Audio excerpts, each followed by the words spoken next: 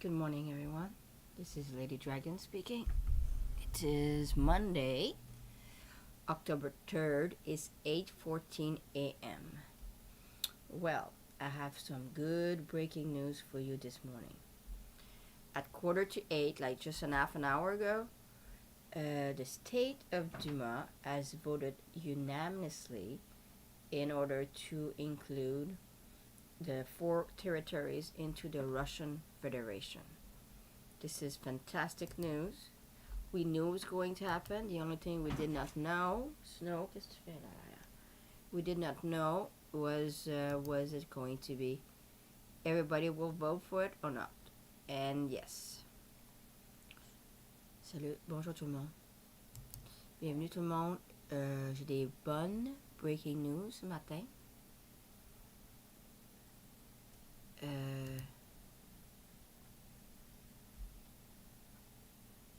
Le state of Duma, il a voté pour inclure les 4 territoires dans la Fédération de la Russie. La seule affaire qu'on ne savait pas, c'était si c'était unanimous or not. Si tout le monde a voté pour ou pas. Mais on sait que si le vote a sorti une demi-heure, 8h moins quart, là je vais vous montrer des choses. Ok, donc on va commencer ici. Bon, ça l'a sorti, je vais vous montrer. J'ai 3 vidéos à vous montrer. Attendez une seconde là, j'enlève mes flûtes là. Bon, ça l'a sorti. C'est un petit vidéo de 10 secondes. Ça l'a sorti à 8h moins quart. This is I'm going to show you a video of 10 seconds. And this is where they showed you when the vote came out an half an hour ago. Regardez. C'est une petite vidéo de 10 secondes. Là, fait que don't blink because you're gonna miss it.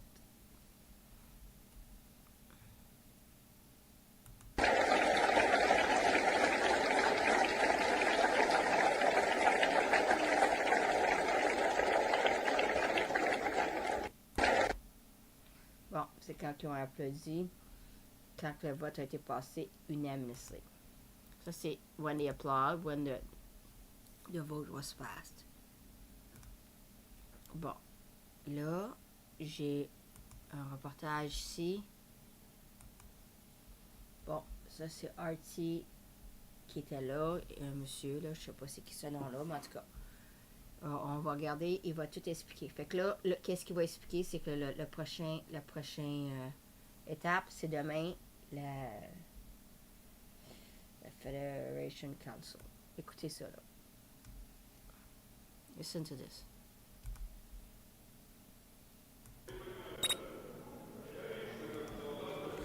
Yudin, hi again. Well, indeed, the votes in the 2 chambers of the Russian parliament are the final stage before the territories are being fully accepted into Russia. And there you have it. All the lawmakers that are present in this building on Monday voted in favor of the decisions by the Russian president, but more importantly, in favor of the decisions by the people of Donetsk, Lugansk, Kherson, and Zaporozhye. Just before the lawmakers pressed their buttons, we heard Sergei Lavrov, the Russian foreign minister, speak.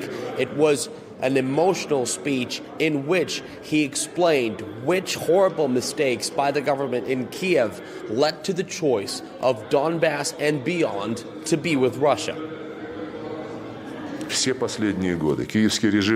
In recent years, the Kiev regime has launched an all-out assault on the Russian language, abolished Russian culture across the board, persecuted the Orthodox Church, falsified Russian and Ukrainian history, and destroyed books and monuments to those who liberated Ukraine from the Nazis and forged the glory of the Ukrainian Republic as part of the Soviet Union. Like we often hear from the foreign minister, Sergei Lavrov, he once again used this opportunity to silence the critics of the moves by the Russian government in the West. Take a listen.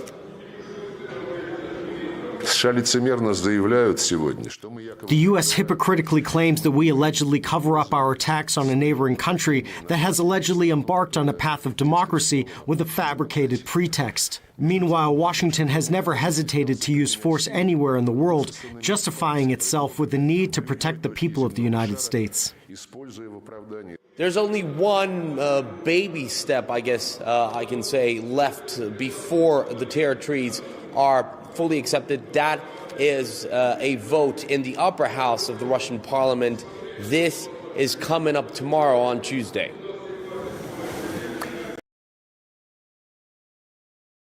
Bon. Fait que, vous voyez. Hello, Flyzer. Hello, tout le monde. Good morning, everyone. This is great news. This is very good news. Là, je lis, moi, tout le speech de Lavrov. On va l'écouter. I have the speech of Lavrov. I saw part of it, but I want to listen to it. So we will listen to it, OK? C'est 10 minutes, c'est pas long. On va écouter ça. Après ça, on va arrêter la vidéo, puis je vais revenir avec les nouvelles, OK? Bon. Here we go.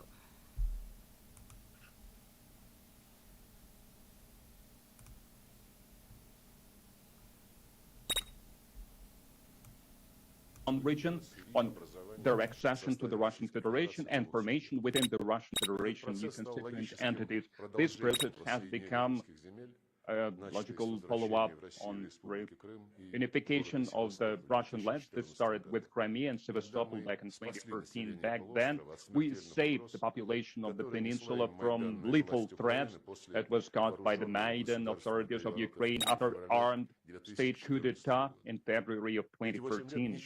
These 8 years has not taught the Ukrainian regime anything. With the direct support of their Western sponsors, they undermined all the agreements, including the Minsk package of measures that were approved by the UN Security Council. Armed militants with impunity, they were killing people of Donbass and adjacent areas only because they refused to share neo-Nazi aspirations of the new authorities of the country and wanted to protect their rights that were guaranteed by the Constitution of Ukraine, including the right to use their native Russian language. For these long 8 years, Kyiv was destroying civilian infrastructure of the Donetsk and Lugansk republics.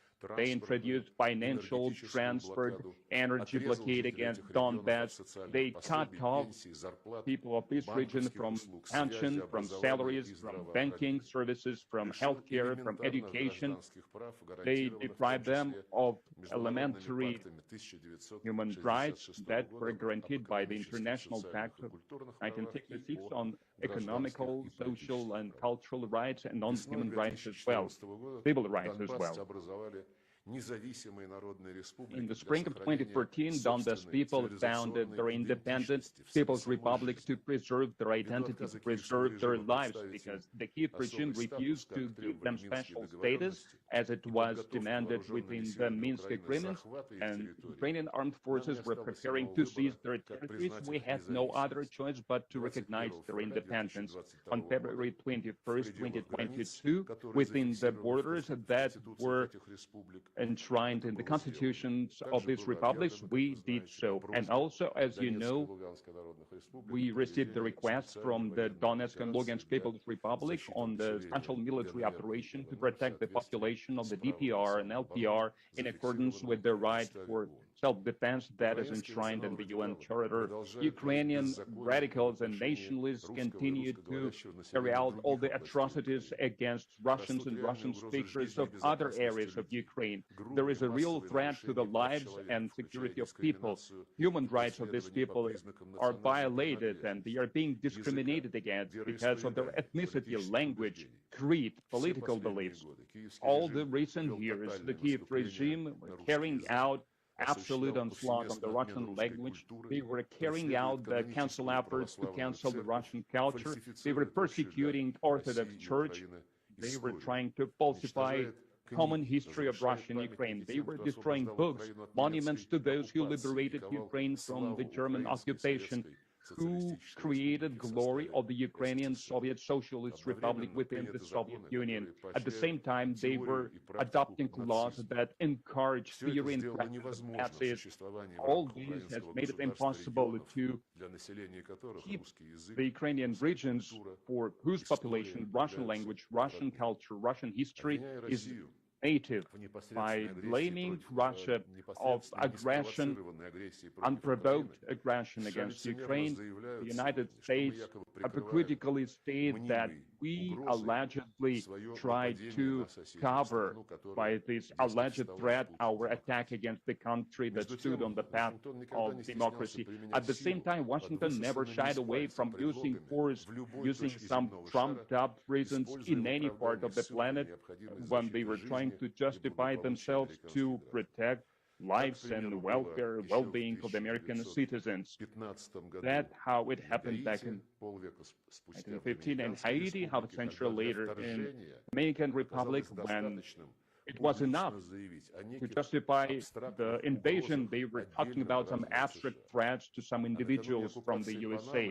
And before the occupation of Panama, the then President Bush Sr., addressing the nation in December 1989, he told some tragic story about one killed American military, another American soldier was arrested, and yet one more was beaten, whose wife Panama people were threatening to rape. That was it. It was enough to invade these countries and to install governments that Washington was happy with.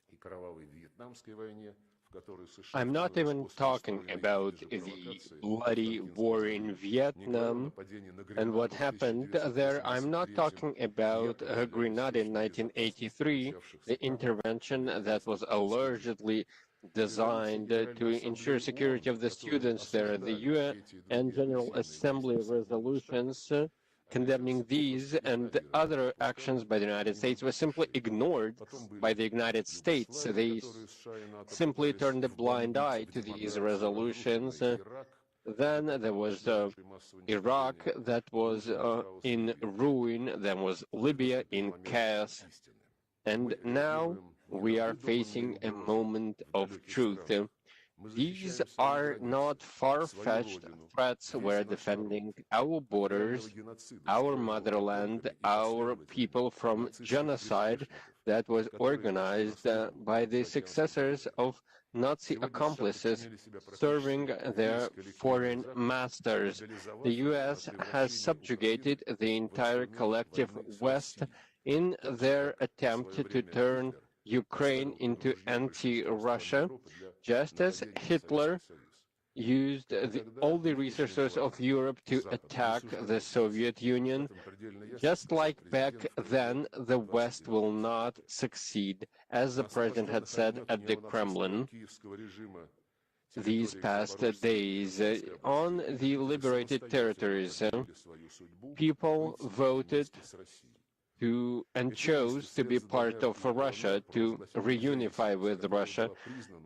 The Donetsk and Lugansk People's Republic declared independence, recognized by Russia in February 2022. After that, these two republics asked, and the two regions asked them to become part of Russia based on the referendums that were held in all freedom in these territories. We respect the results of these votes that are in line with the international law, including the self-determination of the peoples as set forth by the UN Charter. According to the federal law on accession to the Russian Federation, the President notified the Federation Council, the State Duma, and the government of Russia on the proposals by these republics and signed the corresponding treaties with these regions, and the Constitutional Court has reviewed these laws and issued a favorable opinion on them. And this is about the creation of new constituent entities within the Russian Federation, the Donetsk and Lugansk People's Republics and the Zaporozhye and Kherson regions. People living in these territories will be able to become Russian citizens with all the rights that are attached to this status. On behalf of the President of the Russian Federation, I suggest that the State Duma approves this draft law. I strongly believe that this will benefit our entire multi-ethnic people of Russia, that will include the Donetsk and Lugansk People's Republics and the Zaporozhye and Kherson regions. So thank you so much. Thank you, Mr. Lavrov.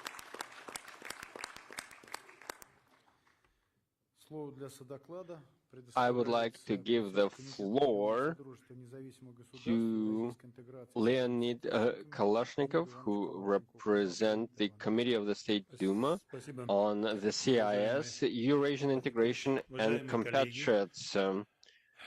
Colleagues, Mr. Volodin, we have just held a meeting of our committee and we reviewed many questions that are related to ratifying these treaties and what we will do moving forward, as outlined by Mr. Lavrov regarding the citizens and the matters of citizenship and the rights and the status. There are a lot of questions.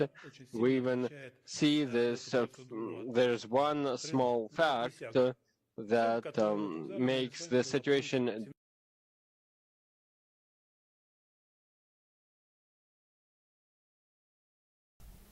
Bon, ben, c'est ça. C'est ça que Lavrov a dit. C'est ça que direction. Lavrov a dit un matin. Fait que tout ça pour dire que ça a été accepté. Unanimously, ça veut dire que tout le monde a voté oui. Donc, c'est historique. Là, on attend quoi? On attend demain, après le Federal Council. Non, le Federation Council, excusez. The Federation Council. So we're waiting for what? We're waiting for the Federation Council tomorrow. After that, I do not know. We'll see. Bon, fait que c'est ça. Fait que c'est une bonne nouvelle. Fait que on va arrêter ça ici. Je vais revenir dans 5 minutes, on va aller faire les nouvelles. Tant qu'à être ici, on va faire les nouvelles tout de suite. Ok, je reviens. Thank you everybody for joining. So we'll wait and see what's going to happen. So I'll be back in 5. Since we're all here, might as well do the news now. Okay, I'll see you soon. Thanks.